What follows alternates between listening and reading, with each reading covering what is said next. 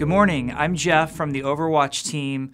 Very excited to be here with an awesome developer update because we are introducing the 24th hero to Overwatch today.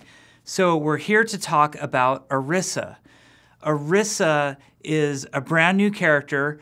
A lot of you probably haven't heard of her before, but she has a really cool backstory. So we want to talk a little bit about that and introduce you to how Orisa came to be. So I'm going to back way up to the Omnic Crisis, which, as many of you know, was this terrible world war that happened where robots sort of took over the world, humans fought back, Overwatch was a big part of that. We eventually struck peace with the Omnics, but during that Omnic Crisis, there were many different Omnic units used in the battles. So, as you know, Bastion, as an example, was one of those units that was used in the battle. Well, there was another unit called the OR-14, which was specifically a unit designed to fight against the humans and be part of the Omnic Crisis. Well, fast forward many years later, after the Omnic Crisis, peace has been struck. We're in the city of Nimbani, where humans and Omnics get along great. It's actually one of the most technologically advanced and peaceful cities on the planet. But they start to run into some strife from a local villain who you might have heard of before. His name is Doomfist. And in order to start to guard against Doomfist's attack and protect the city against any other dangers that might come about, the citizens of Nimbani developed a more advanced version of the old OR-14 unit, which they, not surprisingly, called the OR-15. So it was one version higher. Well, the OR-15s initially were okay and suited for battle, but they eventually lost horrifically against Doomfist, specifically in a battle that took place in the Nimbani airport. And most of the citizens of Nimbani just gave up on the OR-15, said, they failed miserably. They're laying in pieces scattered throughout the airport terminal. This is no good. We give up on these things. Well, there was a young girl who didn't give up hope. Her name was Ify. She was an extremely smart girl, excellent at science, robotics, mathematics, programming. She still had hope. She still believed in what these OR-15 units were supposed to do for her city. So she sort of, as a scrappy young girl, took the pieces back to her workshop, worked on this unit, and created the evolution to what the OR-14 and 15s were and named it Orisa. And she made a single heroic unit that wasn't supposed to be part of a huge battalion, but was supposed to be a specific individual hero, and named it Orisa. So Orisa, in terms of the timeline of Overwatch, is a brand new hero just on the scene. So we have yet to see what Orisa is really going to do. So that's part of what's very exciting. Most of our heroes have a big historical background. We've seen them succeed and fail in their past histories, where Orisa is new on the scene, and it is Ify who has created her, who is really encouraging her to become a new hero of the future. Now, let's talk about mechanically what Orisa does and what she brings to the game, and why we designed Orisa the way we did.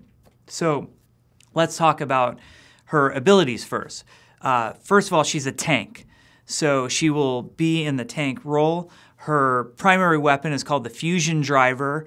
Think of it as a projectile-based machine gun. She moves a little bit more slowly when she's shooting it, but it has a good range to it. Probably more range than almost any of our tanks have on their weapons. Maybe Zarya's alternate fire goes, equally far. But she's got a good range on it, good rate of fire, really high sustain weapon with a large clip size. So that's the Fusion Driver. The alternate fire ability on the Fusion Driver is of extreme utility. So it sends out basically a pulse. Think of Zarya's Graviton charge, which is Zarya's ultimate, but it sends out a single pulse out from her, and then you can click your alternate fire again, and it will bring any affected targets within its radius for a very short period of time. So it's like a little mini graviton surge that she can do more often. And mostly she's using it for positioning or repositioning her targets. It also, briefly puts them in place. So if you have a teammate who's a Widowmaker or a Hanzo or even Orisa with her great range on her gun, can shoot towards that, and it really helps you line up some critical shots. That can happen. You can also pull people around corners with it. So that's a really fun ability that she has. She also has a tank ability called Fortify.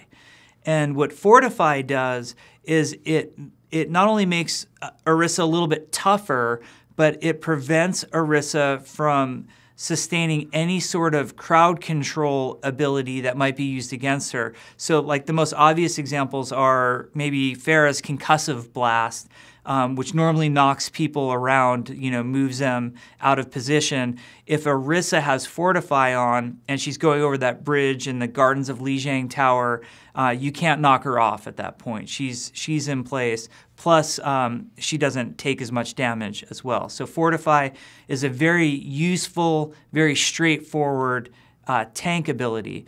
Now, one of Orisa's most defining abilities is her Protective Barrier. The Protective Barrier is, think along the lines of Reinhardt's Barrier Shield or Winston's Barrier Bubble that he throws out. The Protective Barrier has quite a range to it.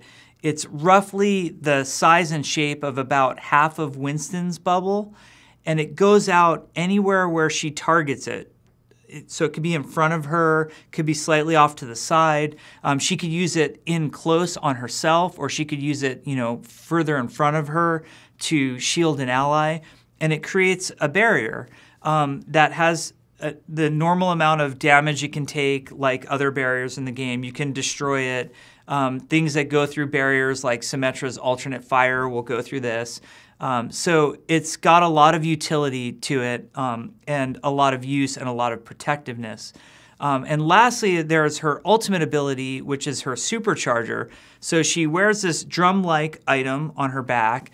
When her ultimate's up, she can take it off her back, throw it down on the ground, and it's effectively damage boosting anybody who's in line of sight of the Supercharger. Now, the thing about the Supercharger is that the enemy team can kill the Supercharger. So you really need to make sure to protect your Supercharger either with your Protective Barrier, or maybe you want to put the Supercharger, just off to the side, out of line of sight of your enemies, but in line of sight of your teammates. So there's some gameplay there to figuring out where the Supercharger is, because if the enemy team kills it right away, then your team loses all of that benefit. Now, with Orisa, I really want to talk about why are we adding another tank? Because I know that topic will come up, and a lot of people are sort of wondering, how do we pick what heroes come next? And there's a lot of reasons for that, but primarily with Orisa, we were looking at our tank lineup, and we have heroes like D.Va and Winston who are much more disruptive in terms of tanking. They're much more defined by their mobility.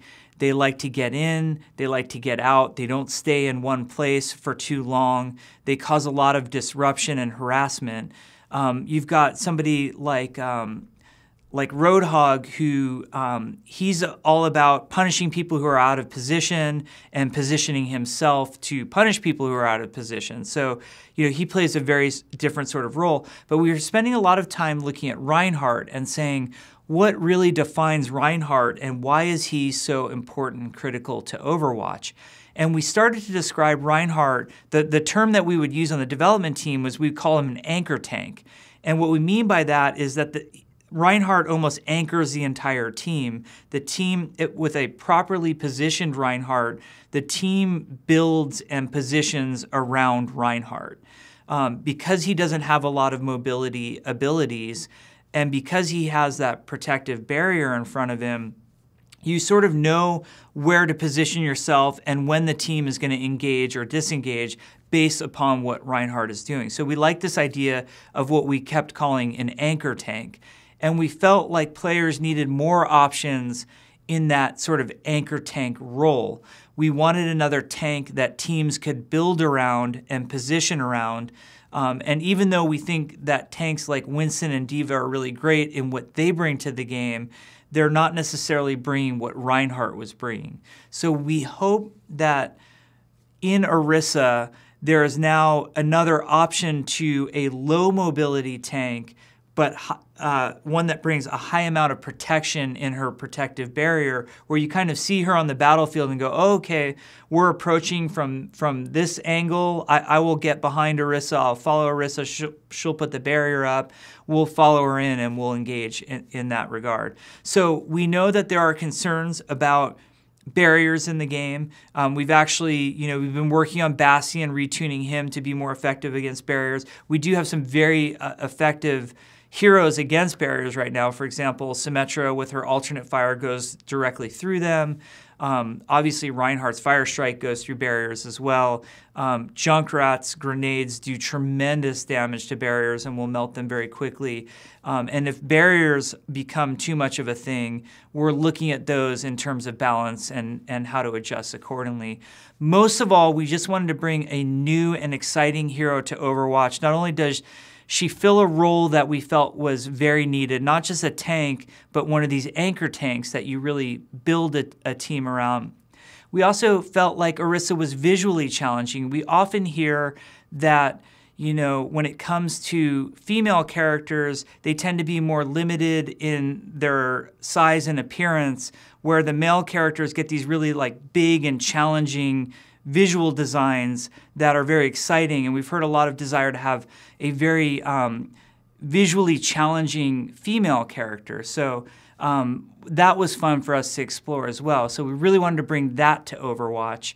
And most of all, we wanted to bring a really cool hero with a lot of backstory that really rounded out our current cast.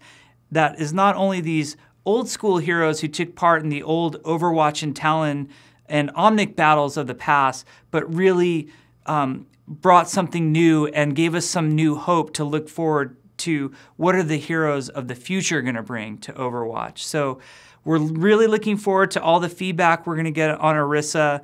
We're going to keep working on her until she's just right and just perfect.